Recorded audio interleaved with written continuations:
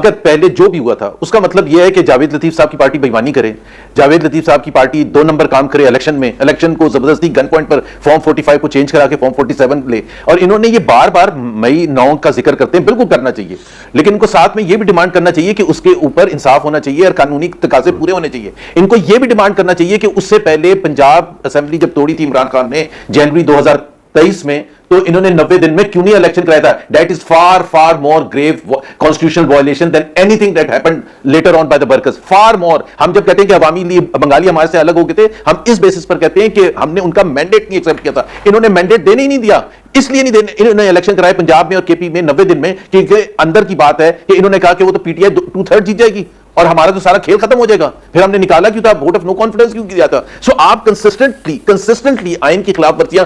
करते रहें, आज भी कर रहे हैं, और वो फिर जब आप उसका जवाब देने के बजाय आपके वो जी इमरान खान ने 2018 में क्या किया था, भाई उसका हिसाब किताब आप जरूर लें अवाम के पास जाके, लेकिन अवाम ने आपको नहीं इलेक्ट किया, आपको झंडे वाली कार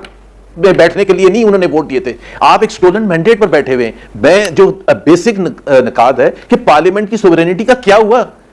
जुडिशरी की इंडिपेंडेंस का क्या हुआ, free and fair electoral process का क्या हुआ? लेकिन जुबैर साहब आपको लगता नहीं कि आपकी दफा जिन्होंने शहबाज शरीफ साहब is a different case scenario, वो ये निजाम पलटने नहीं देंगे, पकड़ के बैठे हुए। शहबाज शरीफ is different then Nawaz Sharif. नहीं,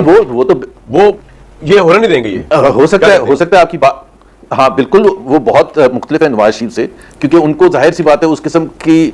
मतलब उनको कोई इशू है ही नहीं कि जी उनके पास अथॉरिटी है या नहीं है। नवाज शरीफ को ये इशू था, इमरान खान को ये इशू था, इसलिए कन्फ्रंटेशन, नवाज शरीफ तो बार बार 50 इंटरव्यूज में कह चुके हैं कि कन्फ्रंटेशन होती क्यों थी, लेकिन शहबाज शरीफ को कोई इशू ही नहीं है। उनको सिर्फ इस चीज से इंटरेस्ट है कि जी उनको किस किस्म key benefits, perks and privileges हैं, और वो घूमने जो बाहर जाते हैं मिडिल ईस्ट बार बार इस नाम से कि जी फॉरेन डायरेक्ट इन्वेस्टमेंट लेके आए, और 3 साल के बाद अगर आप हिसाब पूछें तो वो 0/0 है। सो मेरा ख्याल है शहबाज शरीफ आपकी बात सही है कि वो उस किस्म की सिचुएशन पैदा होने देंगे जिसमें, लेकिन ये सिस्टम चल नहीं सकता 1 साल 2 साल 3 साल, कभी ना कभी होगा खत्म, और वो इंप्लोजन से होगा, और वो पाकिस्तान के लिए सही नहीं होगा।